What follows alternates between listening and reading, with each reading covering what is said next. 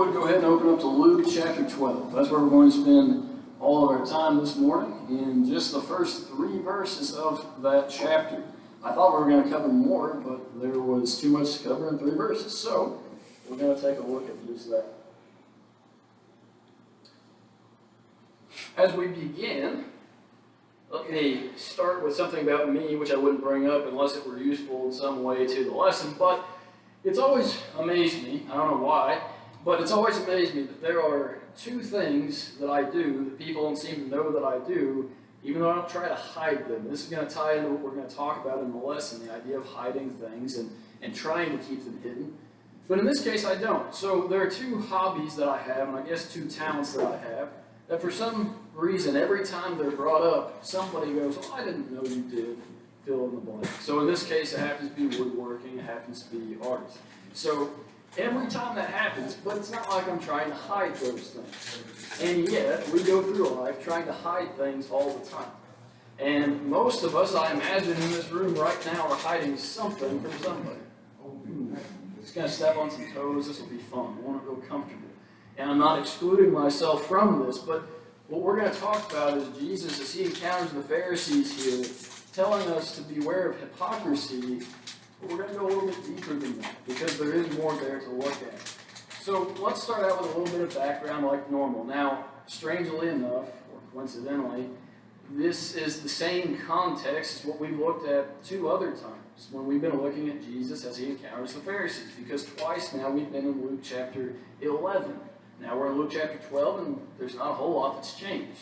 So if we go all the way back to chapter 10, verse 38, same thing. There's a certain village that Jesus enters. What village is that? Well, the village that Mary and Martha are in. And what village would that be? Probably, if they live in the same place that they do later on, just a couple of years later, then it would be the village of Bethany, about 2 miles outside of Jerusalem. Why is that important for what we're talking about? Because that is 2 miles from the heartland of the Pharisees, where they have full reign in Jerusalem, where they are the most important people. And of course, that power, that influence would spread out at least these 2 miles, but we even find them occasionally all the way up in Galilee. So we are very close to the core of the Pharisees. Second thing is in chapter 11, verse 37. And it says, "And as he spoke, a certain Pharisee asked him to dine with him. And so he went in and sat down to eat." So Jesus has drawn a crowd at this point. He's done a few miracles, and people are interested. And a Pharisee, with probably some ulterior motives, asked him to come and eat with him. And as soon as Jesus comes in, like any good host would, the Pharisee accuses him of breaking the Mosaic law because he has not kept the ceremonial hand washing that was added to the law by the rabbis that the Pharisees are so earnest to keep. That's not what a good host would do, but that's what this Pharisee does. And because Jesus doesn't perform this hand-washing ceremony, he is condemned for it. But then he explains why it is in fact the Pharisees who are in the wrong here. And that's what we covered before. And then verse 45, we see that a lawyer speaks up and says, "Hey, this is about me too, isn't it?" And Jesus says, yes, it is. So Jesus goes through a whole list of these woes to these people, that they are guilty of this and of all of these things. And if I can paraphrase Jesus here, and it's going to sound a little bit rude even, but it's not meant to be rude, it's just the truth. Jesus says of these Pharisees and these lawyers, he says essentially, you're arrogant hypocrites, and you make life harder on everybody else just so it's easier on you. And on top of that, you kill the people that God sent to tell you different. That's what Jesus has to say to the Pharisees. And as you can imagine, they are very pleased by this.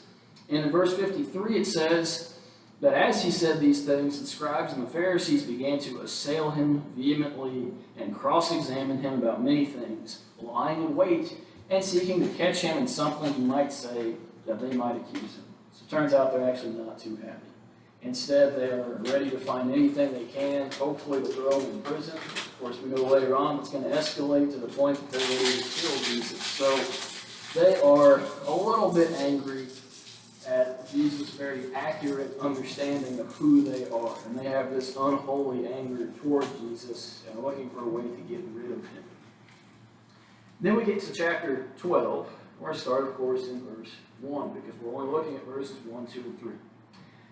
The start of verse 1. It says, "In the meantime, when an innumerable multitude of people had gathered together, so that they trampled one another." And we're going to stop right there. So we're going to, like I said, going to dig kind of deep into these verses and find out everything we can. And the first thing we're going to find out is this, that Jesus has drawn not just a crowd, but he's drawn an innumerable crowd. Now that word in English is pretty self-explanatory, and it is in Greek too, and that's fine, but the word is myrios in Greek. Myrios. And if you look closely, if you listen closely, it's the word myriad that we use occasionally today when we're trying to describe a whole lot of something. And the word myrios literally means 10,000. Now I don't know if there were 10,000 people gathered here, but over time it came to mean any massive group of things or people that you couldn't really number, or innumerable. So the word is translated pretty accurately here, but that means that there's a lot of people. You could probably estimate if there's 100 people. You could probably estimate if there's 500, maybe even estimate if there's 1,000. But Luke says, couldn't even count. That's how many people there were. So multiple thousands likely are gathered, but the question is why? Why are they all gathered here? And the simple answer is because of Jesus. But even still, why because of Jesus? Maybe two reasons. One, to hear his teaching. By this point, he is pretty well known. And he's been doing some pretty impressive miracles. So maybe they're coming to see him just for that sake.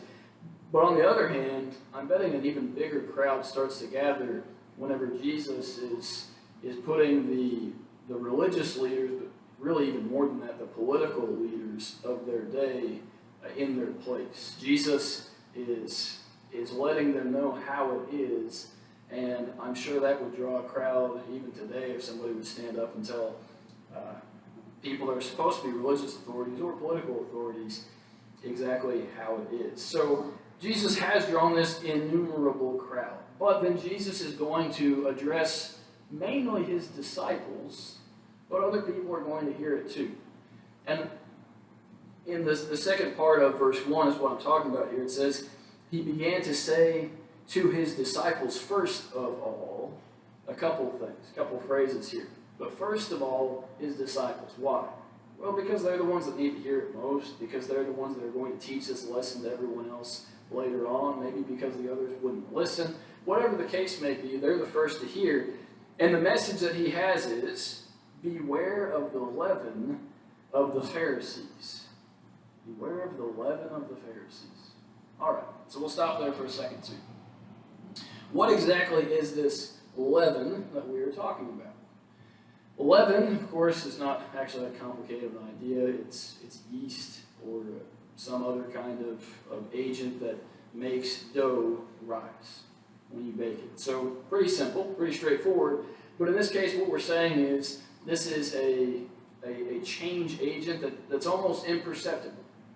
It's not as if you could tell looking at two pieces of dough that one has yeast in it and one doesn't, at least not at first. But over time, it will become very obvious that one has had this in it and one has not. So what Jesus is saying is it's not noticeable at first that it's even there, but it spreads throughout the whole. And eventually, it affects everything that it touches. And so are the Pharisees. Jesus uses this same illustration back in Matthew chapter 13. Just as kind of a cross-reference here. In verse 33 of Matthew 13, it says, another parable he spoke to them. The kingdom of heaven is like leaven, which a woman took and hid it in 3 measures of meal till it was all leavened. Same idea. Everything is leavened by just this little amount. But what's interesting in Matthew's account here is that he's talking about the kingdom of heaven, also known as the church. And here he's talking about the leaven of the Pharisees. Here's the reality. You are being affected by something. Jesus calls it leaven here, but call it whatever you want to, but you're being affected by something. Something is infecting you as we speak. And either it's going to be the kingdom of heaven, or it's going to be the influences of people like the Pharisees. But something is going to cause you to change. So, beware of the leaven of the Pharisees. Now, we could spend a lot of time guessing as to what Jesus means when he says the leaven of the Pharisees, but fortunately we don't have to, because Jesus says, which is hypocrisy. It says that leaven that I just mentioned, this is what it is. It's hypocrisy. What is hypocrisy? Well, in English, we understand hypocrisy pretty well. It means that you say one thing and you do something else. And that's the general understanding. That's true. But whenever we get in the next couple of verses, if that's our understanding, and we start to talk about things that are hidden that will be revealed, then that doesn't seem to really connect very well. But if you go back to how this would be originally written, I think it makes a little bit more sense. And we'll try to explain this as we go along, starting with the word hypocrisy. So hypocrisy is not a translation from the original language that the Bible was written in. The New Testament was originally written in Greek, but this word was not translated. Instead, the word was transliterated.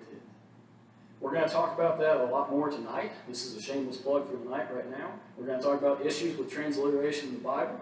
It's things that most of us are not familiar with, at least not all of it, which means if you come back tonight, you'll learn something that you didn't know that will help you understand the Word of God.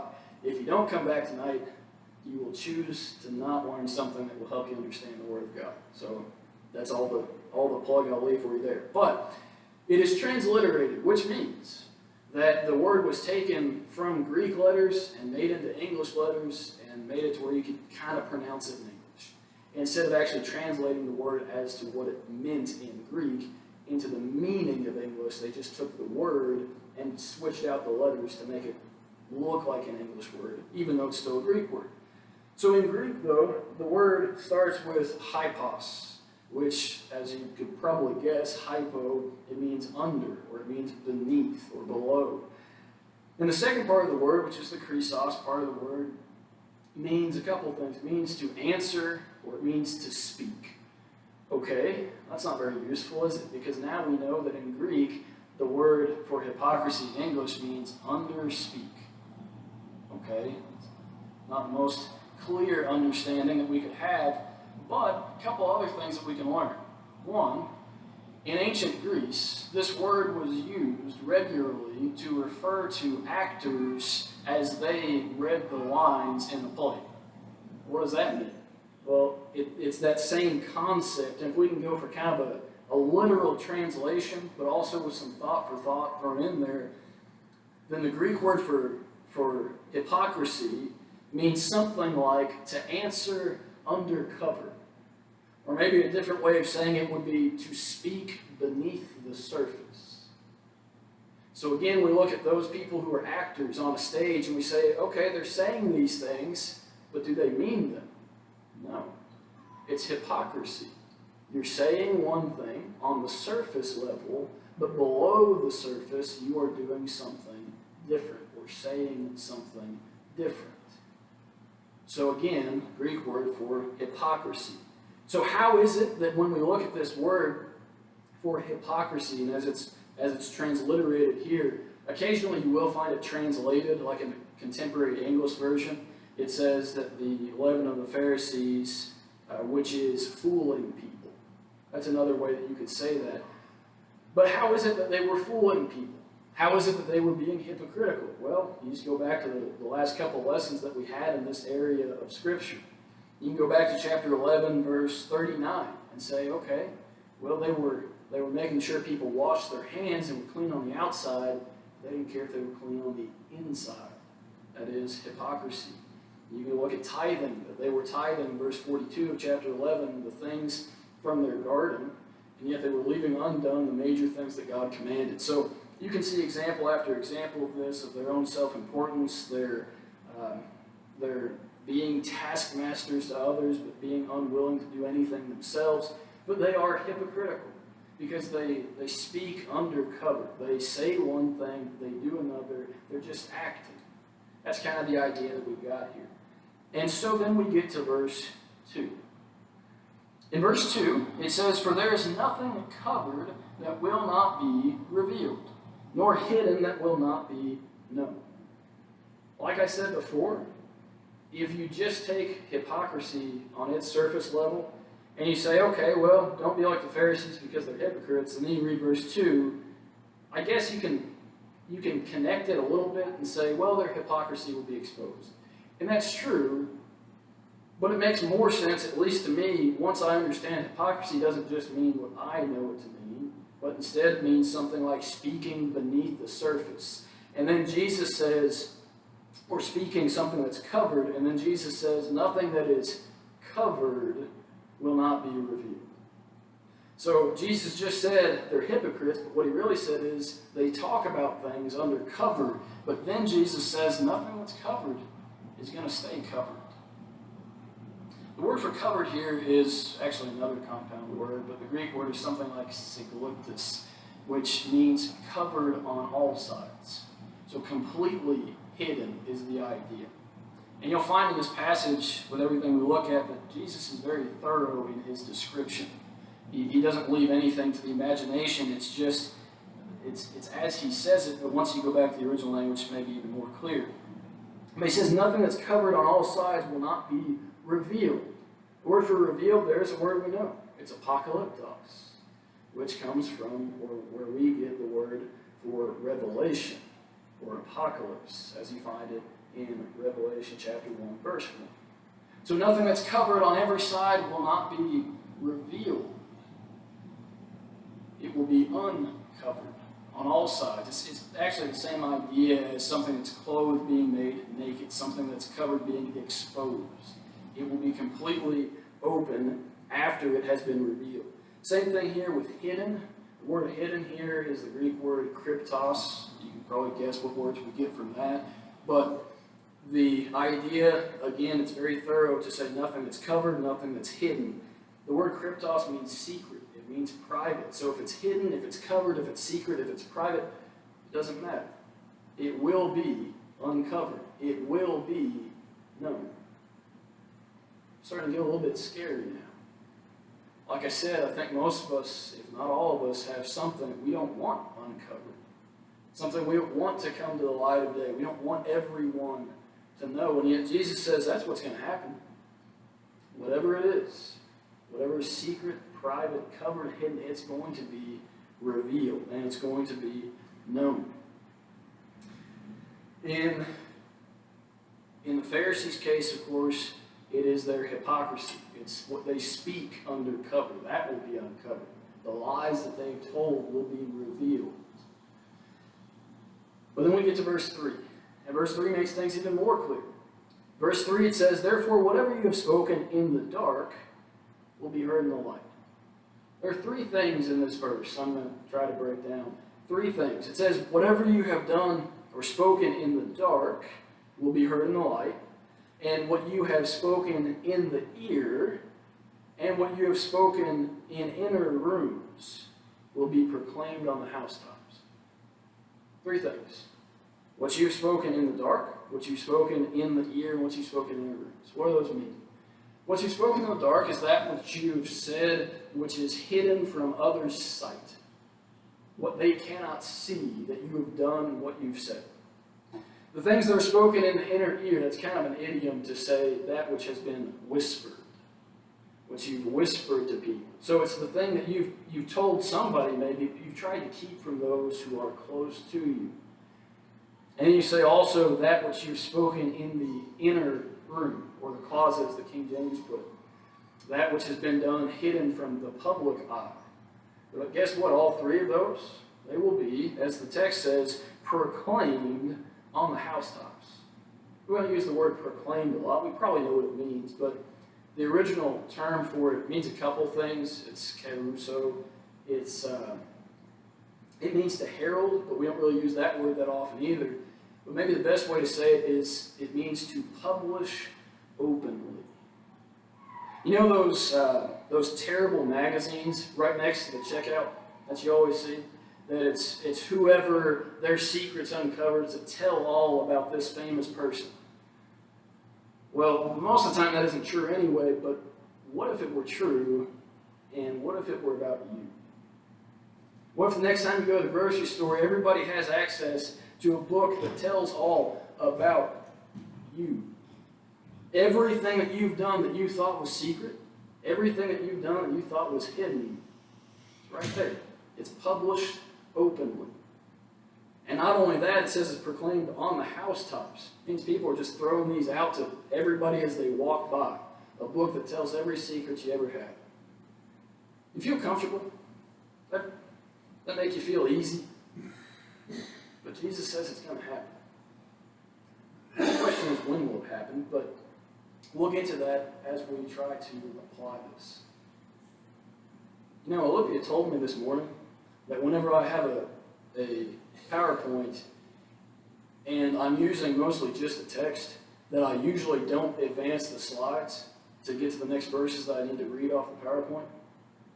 I don't think it's true, but now we're at this page. Okay, so, applications. The question, what can we keep hidden? What can I keep hidden from everybody forever? According to this verse, and according to common sense, nothing. Nothing.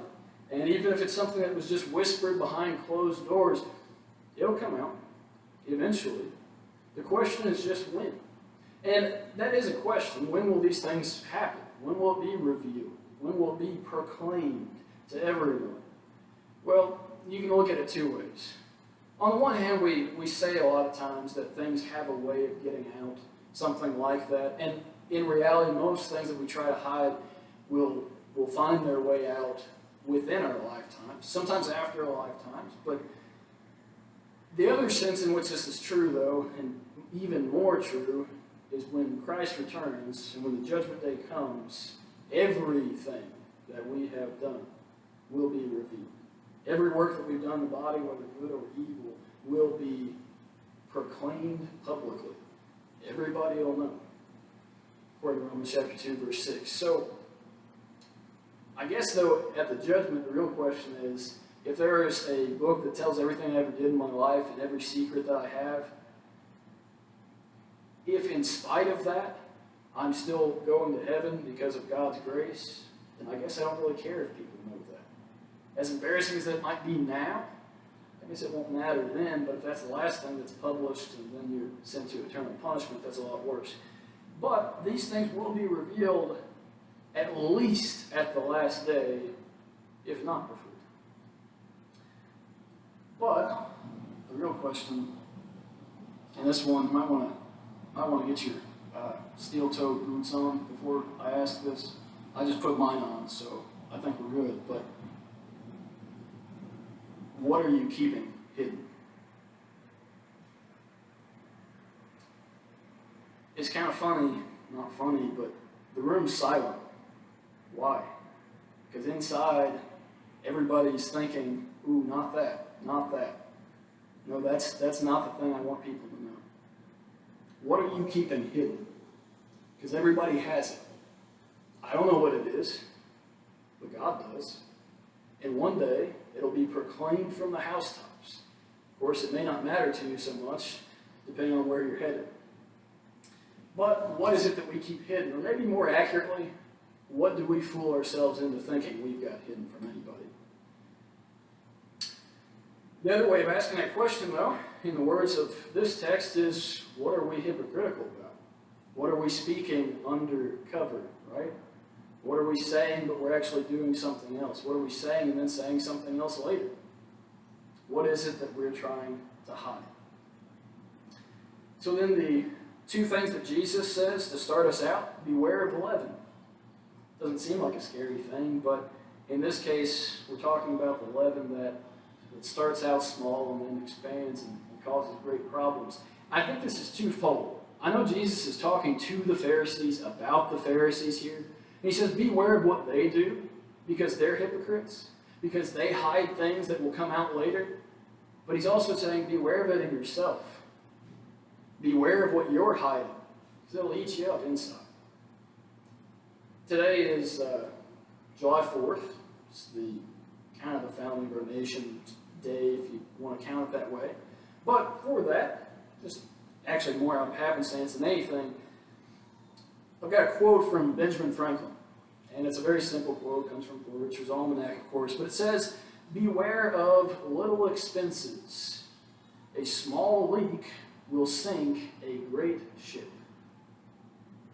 That's what we're talking about here. Jesus says, beware of the leaven of the Pharisees. Beware of the leaven in your own life. The little things. It's the little things that eventually will cause your life to crumble from the inside. Beware of that. Another thing is beware of hypocrisy.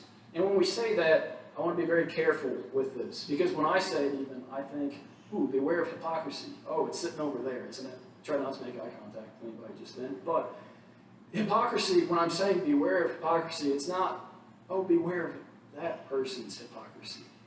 Oh, beware of the hypocrisy of the person sitting over there. Not me, but somebody else. Beware of your hypocrisy first. Probably the surest sign of someone that is a hypocrite is the one that finds hypocrisy first in others. And Jesus says beware of it, not for just the benefit of his own disciples fearing the hypocrisy of the Pharisees, but for them and for us listening all these years later. And the last thing we'll say this morning, if we skip down to verse 8 of this text, we'll say that there's one thing in life that we don't want hidden. In fact, we want it proclaimed from the rooftops, and yet too often we make sure it's covered up. We make sure it's secret. We make sure nobody else can see it. In verse 8 it says, also I say to you, whoever confesses me before men, him the Son of Man, that is Jesus, also will confess before the angels of God. But he who denies me before men will be denied before the angels of God. Jesus says if there's one thing you want to proclaim from the housetops, it's me. Because in turn, I will proclaim you in heaven. This morning, I don't know what it is that you're keeping hidden or trying to. I don't know what it is you're keeping secret. This is the time to make a change. This is the time to confess, whether that is publicly before the congregation or whether that's a confession before the throne of God. This morning, whatever it is, this is an opportunity to repent. And this morning, if there's anything the church can do to help you, if there's anything you need to do in the way of confessing Christ before others so that he will confess you before God, this is the time. If you'll come now as we stand and as we sing.